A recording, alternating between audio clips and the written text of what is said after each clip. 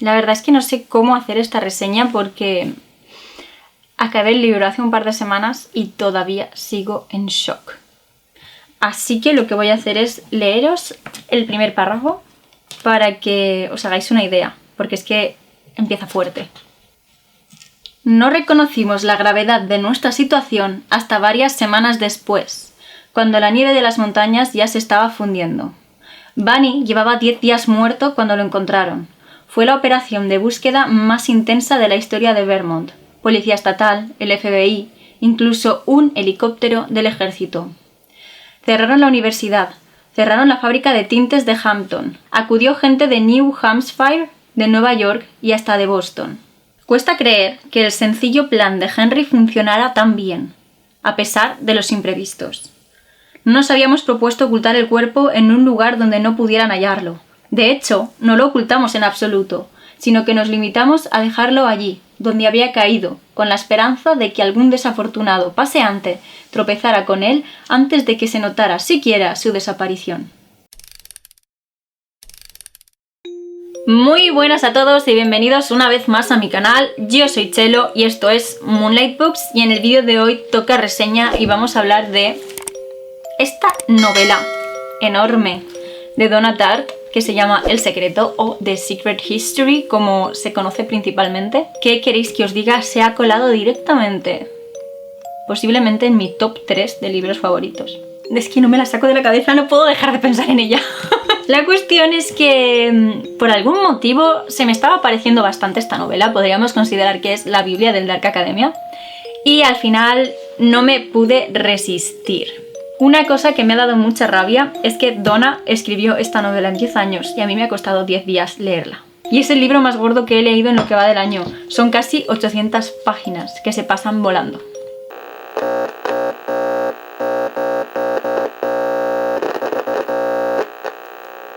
Bueno, como os he dicho, vamos a hablar de El Secreto de Donna Tartt, y si no lo habéis leído, os adelanto ya que lo tenéis que hacer.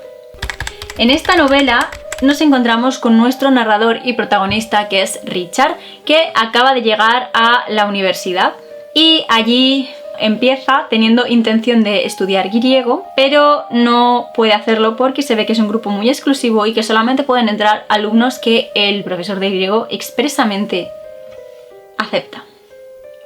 Richard se va obsesionando con el grupo de alumnos de griego, que son 5, y los va siguiendo por ahí y se obsesiona, pero realmente con ellos, los espía.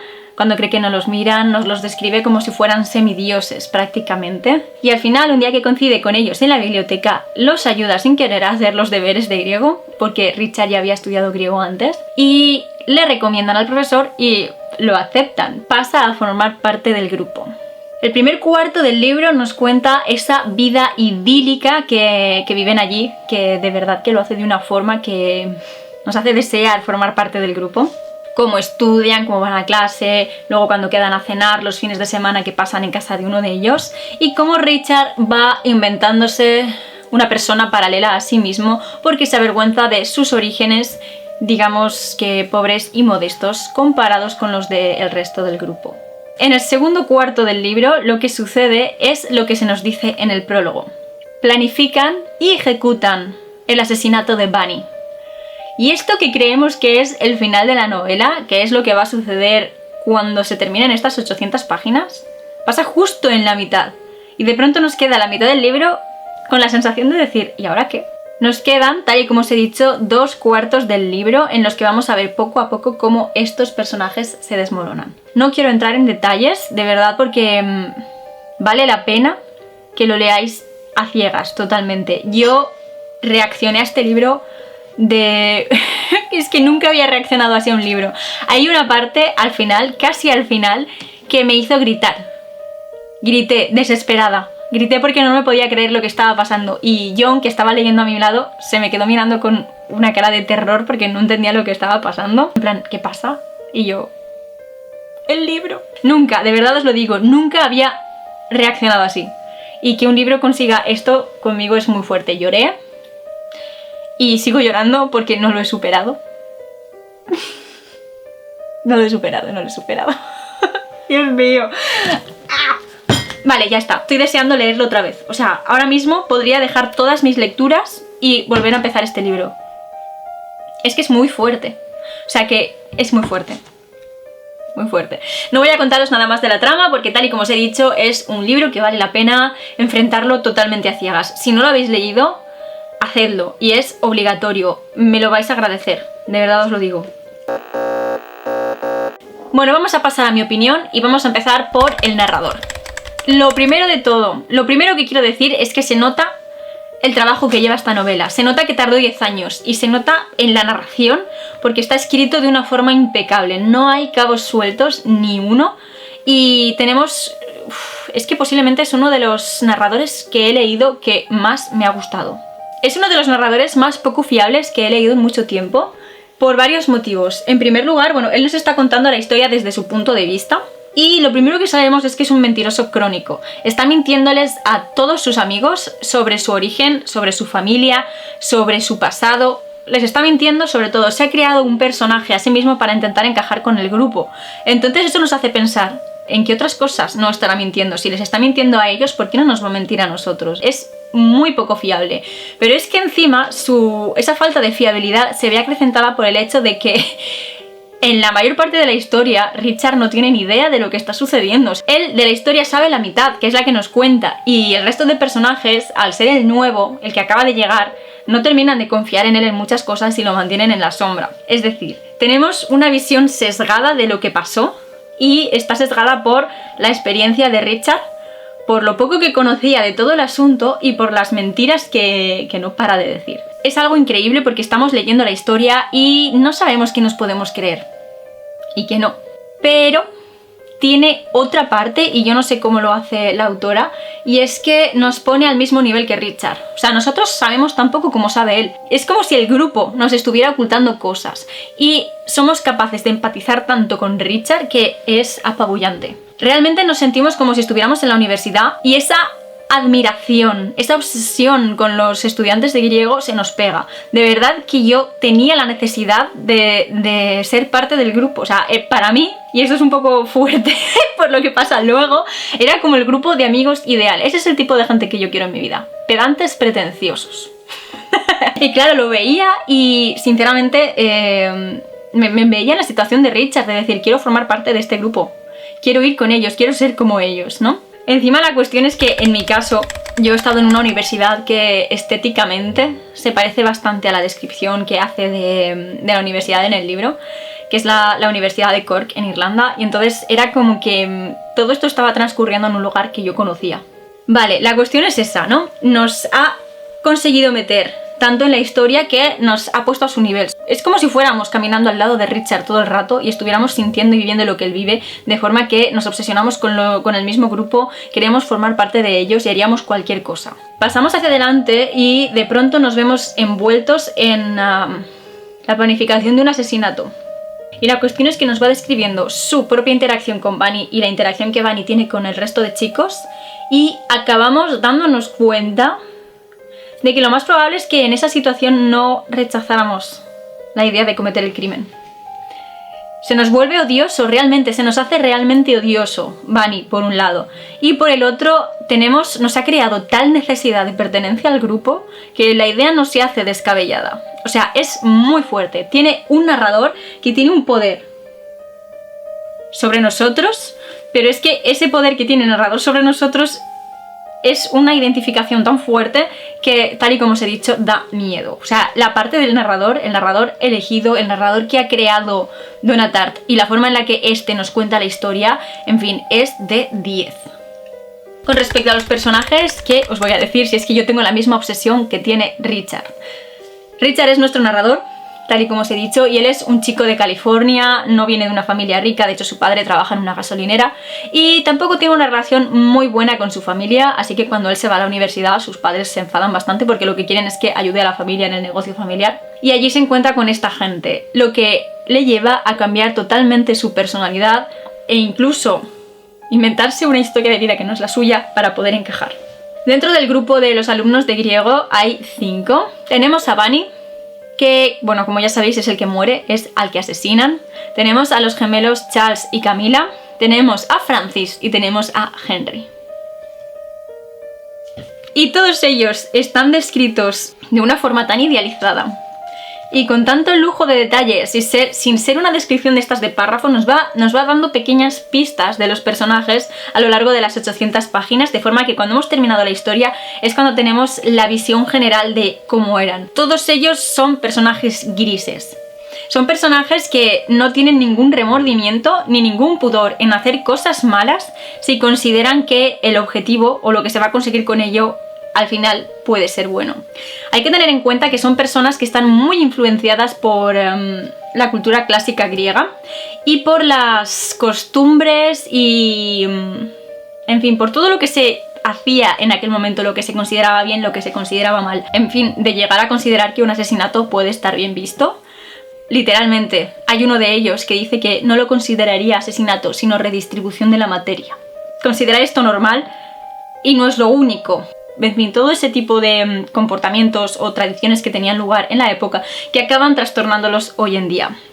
Creo que nos marca muy bien y estos personajes nos muestran a la perfección el peligro que tiene la desconexión con la realidad y con la actualidad y quizás idealizar en exceso un periodo pasado. Siempre tenemos la sensación de que los tiempos pasados son mejores, pero solo miramos la parte buena, no miramos la parte mala de todo el conjunto, y es lo que aquí nos explota en la cara. Es también una muy buena crítica al Dark Academia. En resumen, tal y como os he dicho, tenemos personajes que son grises.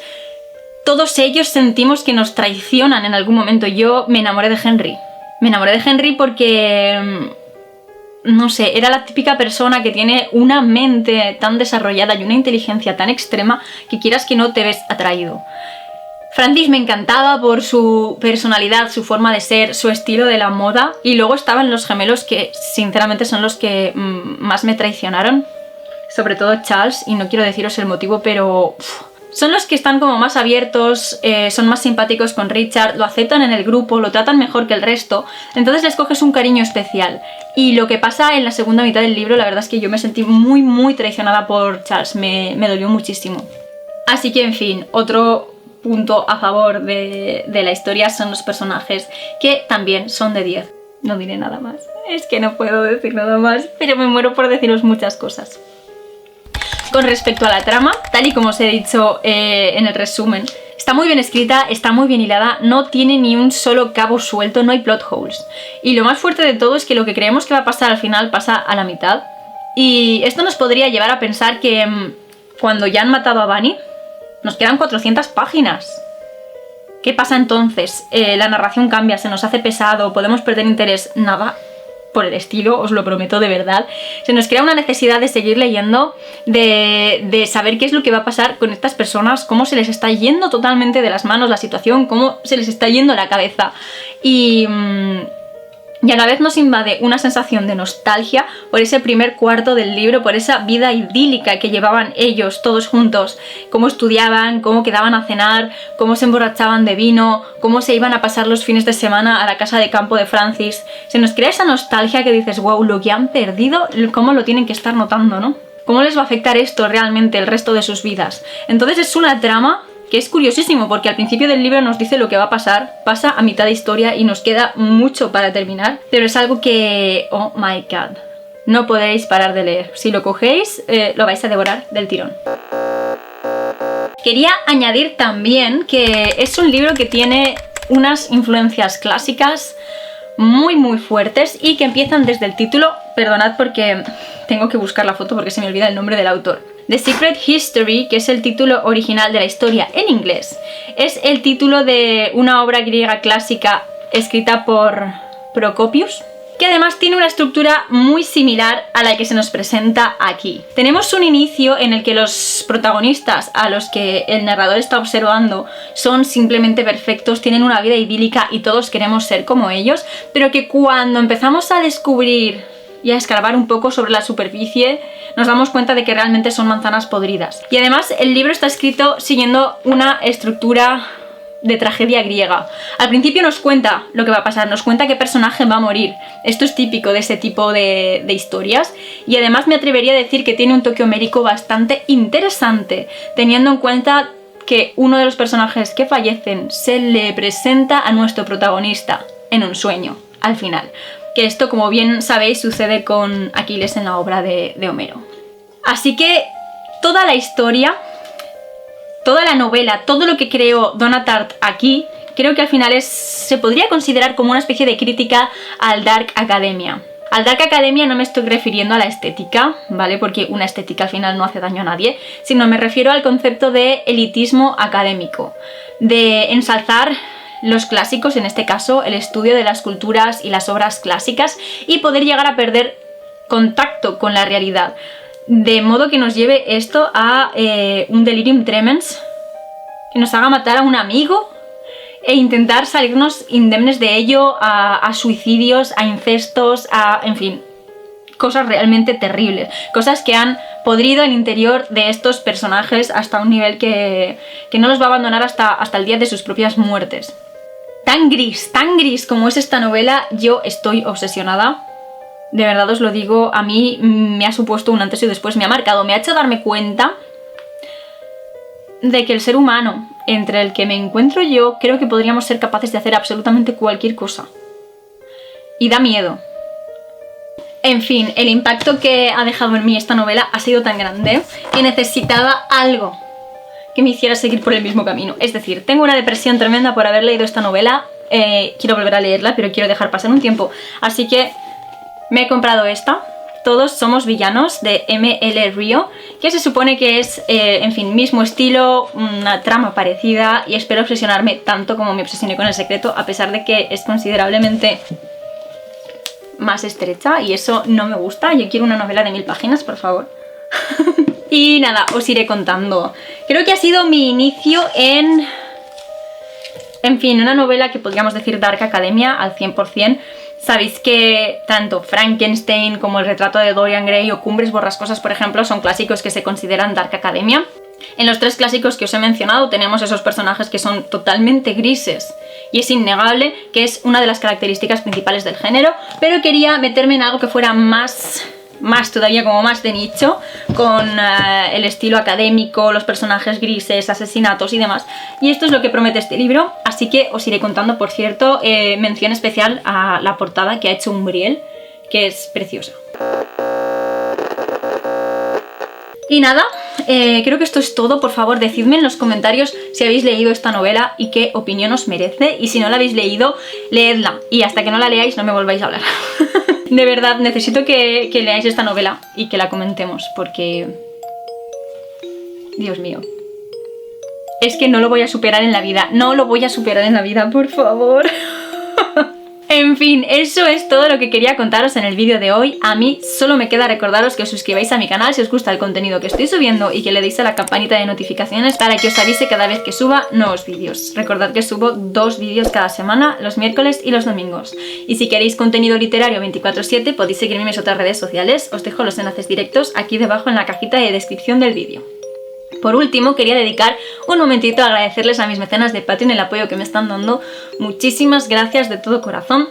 Y a recordaros que si queréis y podéis ayudarme un poquitito económicamente, tenéis el enlace a mi Patreon aquí debajo en la cajita de descripción, y ahí os explico todo lo que tenéis que hacer, los distintos tipos de suscripción, las ventajas que obtenéis en cada uno de ellos y demás. Y hasta aquí llega el vídeo de hoy, hasta aquí esta reseña. Os pido disculpas porque no sé cómo habrá salido, es que realmente no me lo quito de la cabeza, no lo consigo superar, y cada vez que intento hablar del libro es como que me viene demasiada emoción y me trabo.